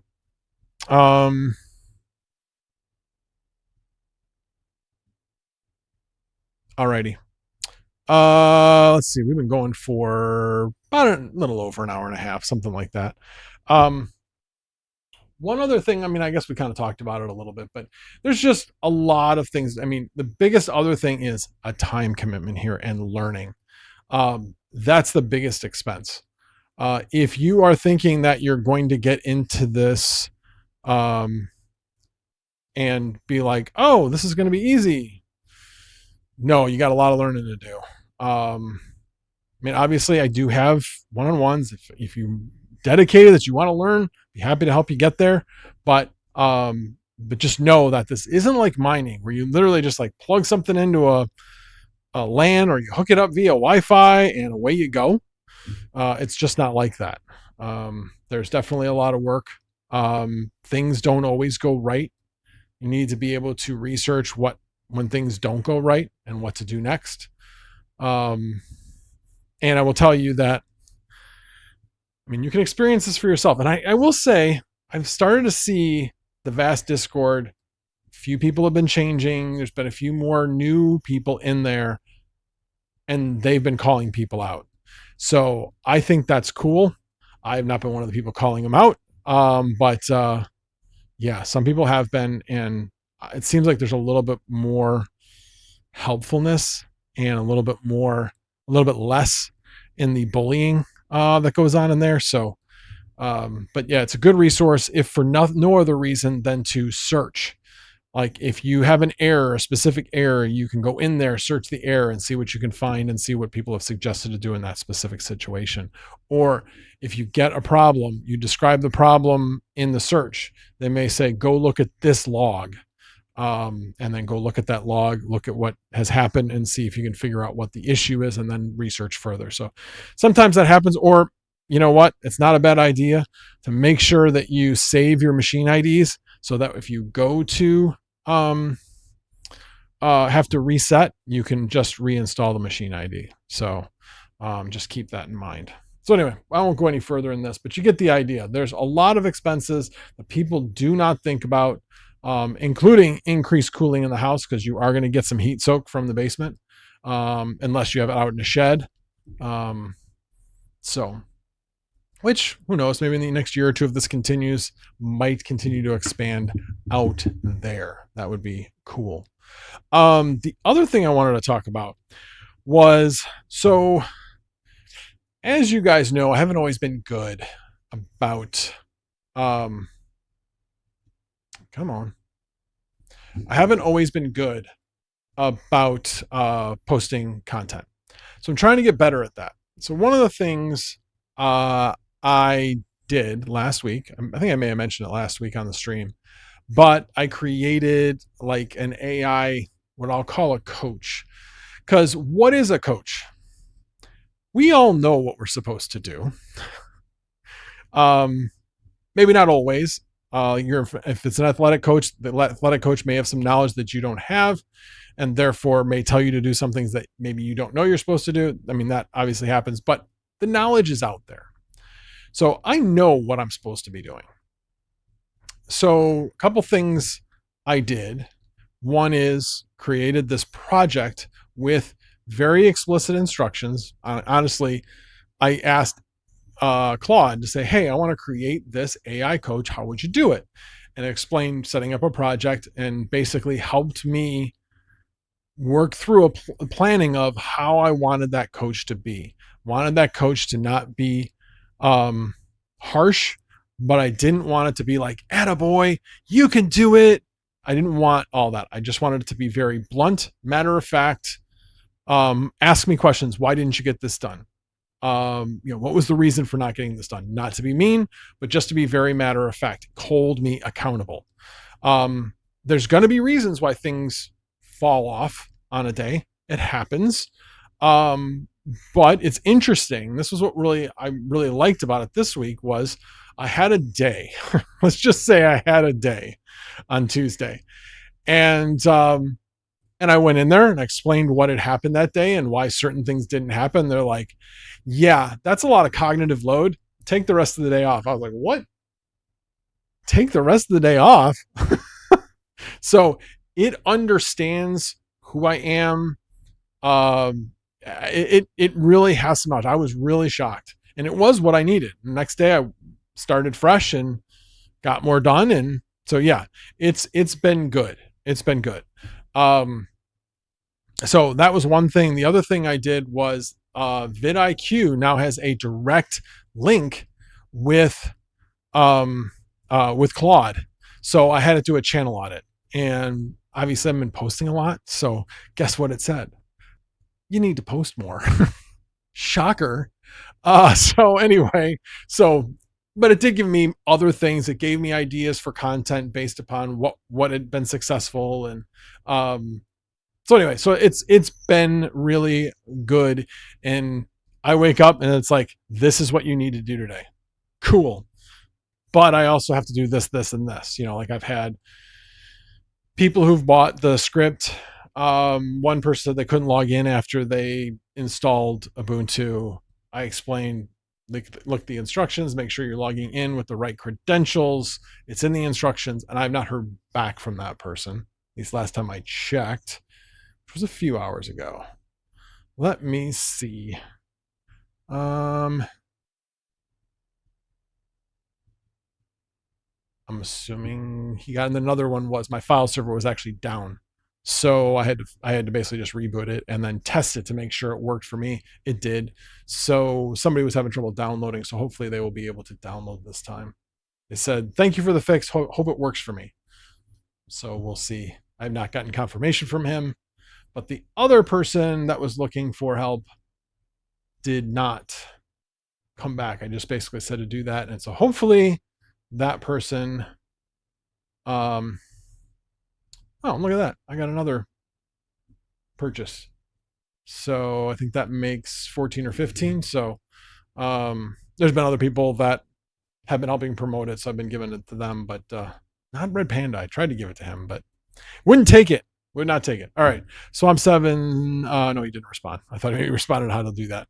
Ontario Miner, my Ubiquity router, do you recommend for 3 gig? Oh, which one do I recommend for 3 gig up and down fiber? So hang on. There's one that I really like for the bang for the buck. And store.ui.com. Give me a second.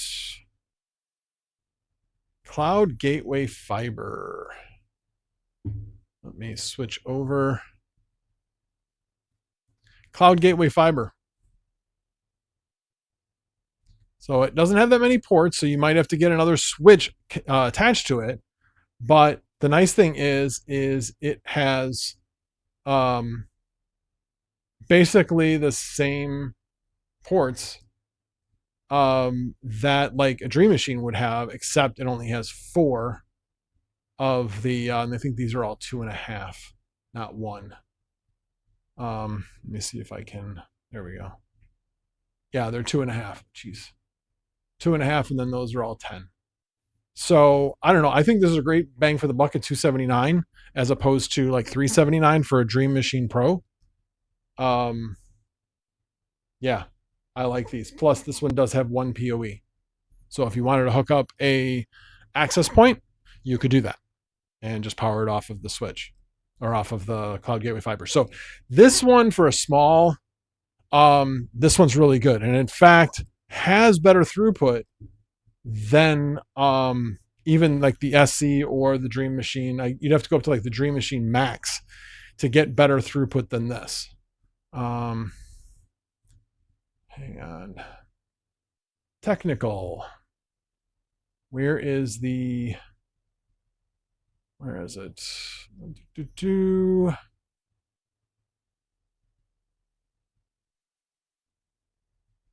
I'm looking for the throughput speed on this.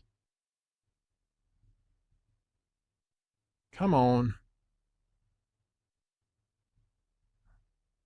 The system memory.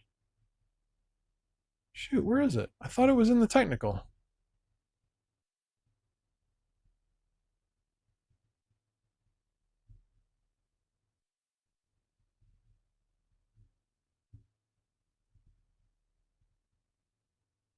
Oh, there it is. IDS IPS throughput. So that's basically your security, 5 gig. Mine only has like 2.5, if that, I think. Maybe it's 2.7, 2.8, something like that.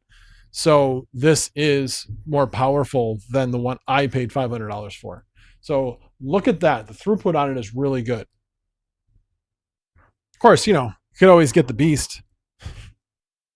The Beast has 25 gig networking now, the Dream Machine Beast. It's only $1,500, a little bit more expensive than this one. So this would be the one I would recommend. I like that one. Let's see. Regarding questions about getting rid of miners, is there a list of pools similar to ad blocker lists? It would just be a matter of adding the list to a Pi-hole or your firewall DNS ad blocker. Again, that would be against terms of service if you did something like that.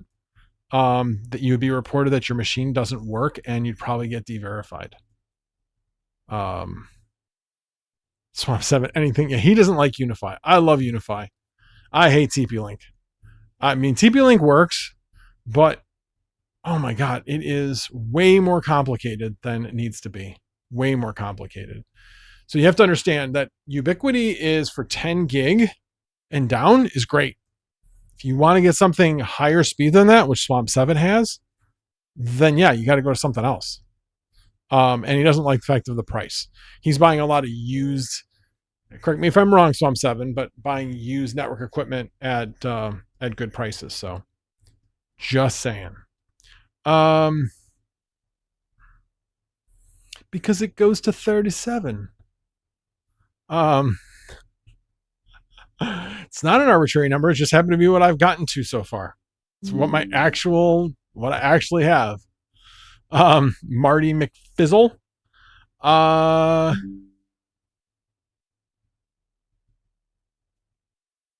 Let's see. PF sends 8200 or 6100. Yeah, but it's not going to be a single pane of glass for VLANs and managing VLANs on all the others. You're going to have to manage that each switch. Correct me if I'm wrong, but that's my understanding. Yeah, it just powered me out of your chat. It's nothing but powered me out of your chat. It's nothing but fake people in here. Okay. These people are in here all the time. I talk to them on Discord all the time. Whatever. I have Bell 3 gigabits and using x86 MikroTik license on an old SFF computer. See, I did have a MikroTik, and it was good. It worked. But man, it was a pain in the butt. As soon as you start expanding beyond just the router, yeah, it was a pain to manage. I'm like, I'm done. So I sold that and decided to get into it. Now, with all that said, I kind of got dragged into it because I'm not an Apple guy, and Ubiquity is like the Apple of networking. But somebody was doing a swap out of equipment, and their company was like, you can take them, meaning not me, but the guy my friend of mine that was doing it. And so I happened to be having dinner with him, like, because he was in town, and he's like, you want one of these? I'm like, yeah, don't have to ask me twice. How much you want? He's like, no, I'll just give it to you. I'm like, damn, that was like over a $1,000 switch. It's a 48 port switch. The TP Link is like an E7707, I think, something like that. That would generally be the one to get if you were going TP Link. I'm not a fan.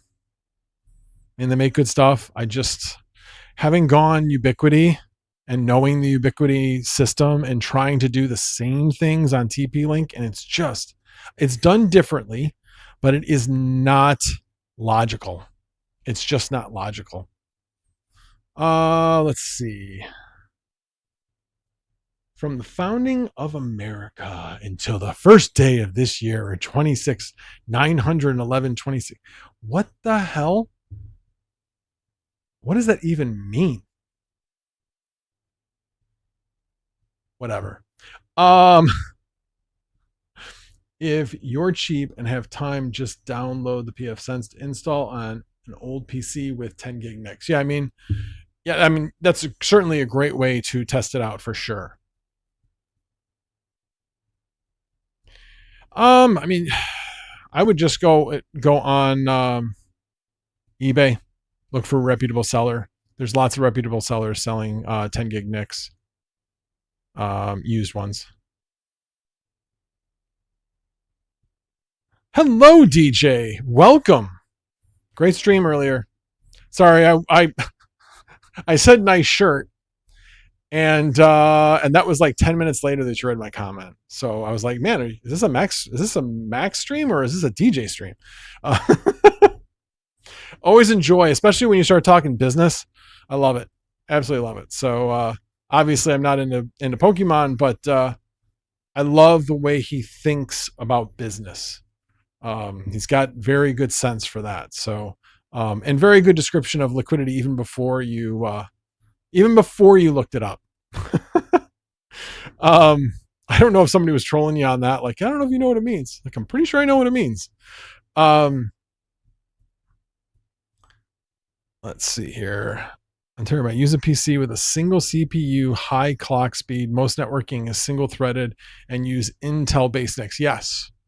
Use Intel based NICs. Do not use Broadcom. Do not use Broadcom. Not saying that they're bad. It's just that they're not as compatible with other things. Yeah. I'm glad with this motherboard I have on the one behind me. It has an Intel 2.5 gig NIC chip, and it has a Broadcom 10 gig. Now the 10 gig does work, but I'm glad I had the 2.5 gig as a fallback. So, all right. If there aren't any more questions, I'm going to give you guys 5 more minutes, and then I'm going to call it a night, because then it will have been about 2 hours. 2 hours. I was looking to see. I wasn't sure if there was a small chance that Hobbyist might show up. I didn't think he was going to, but I wasn't watching it to see if he actually showed up. So he probably would have chimed in here if he had shown up. So, but anyway, hope you guys found it entertaining tonight. But yes, I've been doing 1 video a week. This next week I want to do at least 2. At least 2. I got some other things done. Oh, the one thing I forgot. I did finally post the ComEd hourly pricing comparison, which compares standard pricing to hourly pricing based upon your last 12 months. So if you're a ComEd customer, it gives very explicit instructions about how to fill in the spreadsheet. All of the data necessary to do this is on the ComEd website.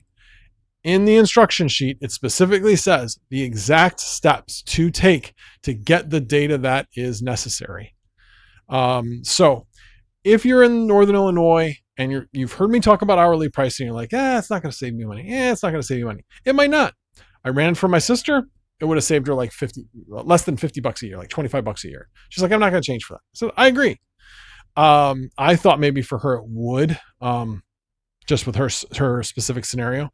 But there's specific people that this will help. If you have solar, it will help.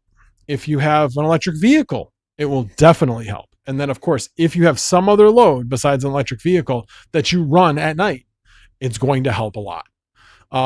So what this does is it basically assumes or takes the last 12 months and says, if you replicate the same thing you did during the last 12 months, would you have saved money if you were on hourly pricing? Yes or no. It's going to tell you yes or no and by how much.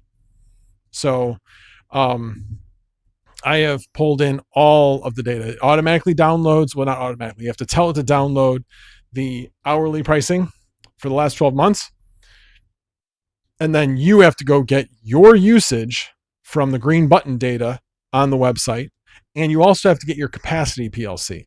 And that is not easy to find, which is why I have very explicit instructions on how to find that number, because that number is pretty key. So anyway, if you are interested, I do have it over on Gumroad. I do need to post that. I'll probably be posting on Misfit Mining somewhere, probably on my page. Probably will post it in Twitter as well. Make sure that people know it's available.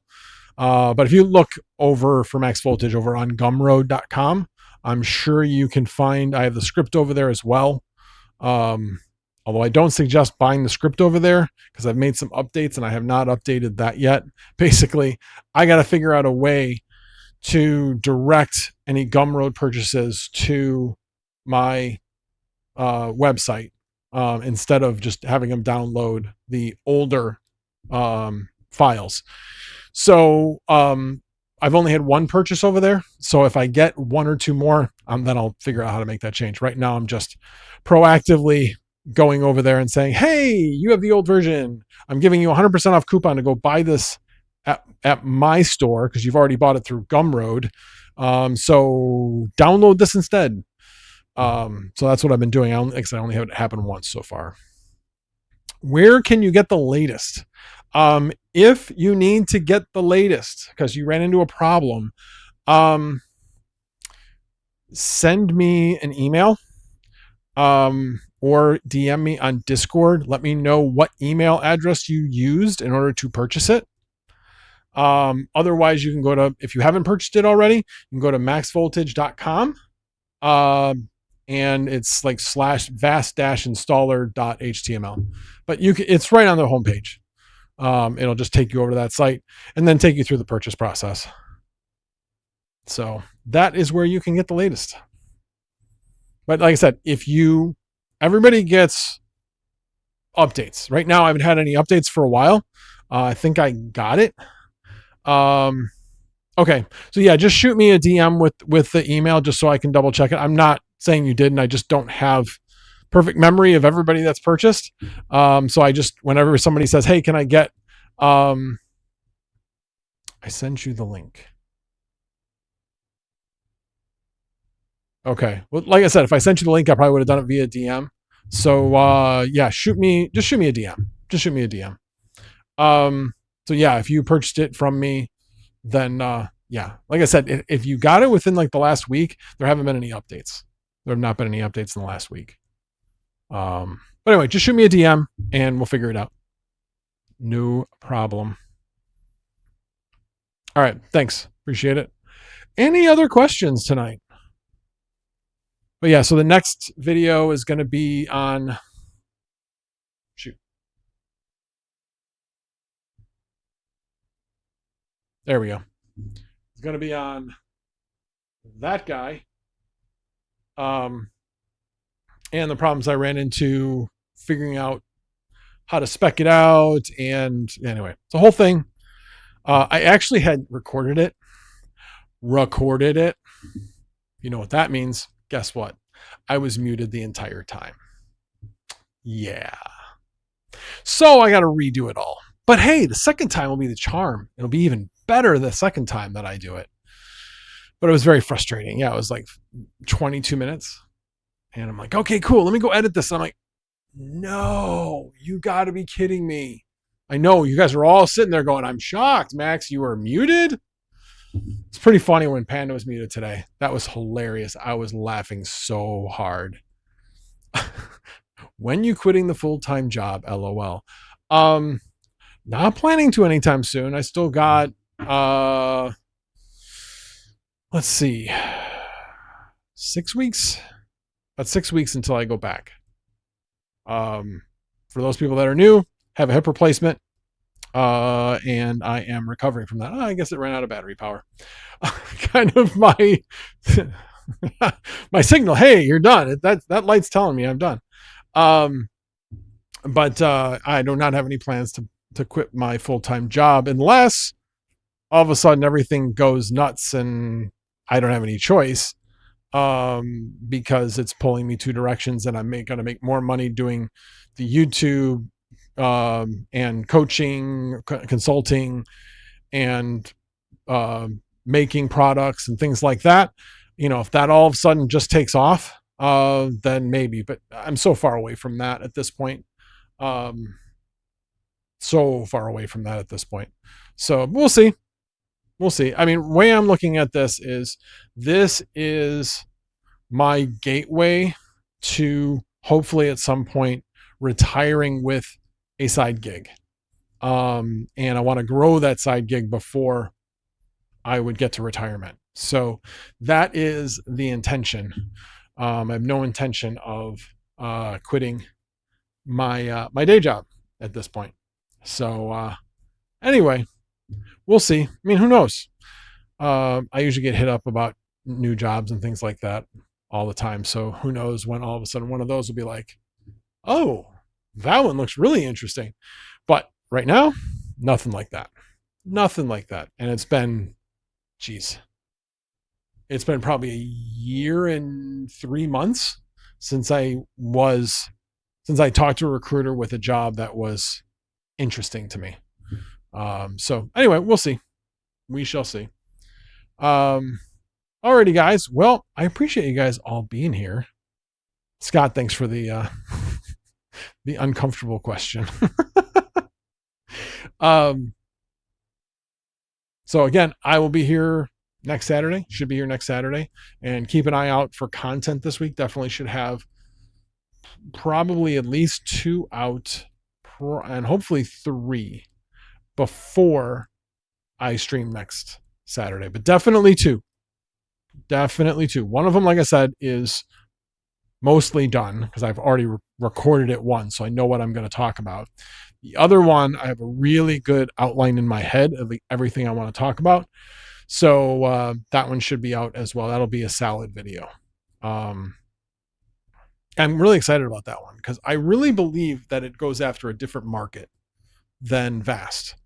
And I have some ideas on some good use cases where it can be used. So anyway, alrighty, guys, again, appreciate you guys showing up. And as always, no tabs were harmed in the making of this live stream. Have a good one, everybody. See you next week.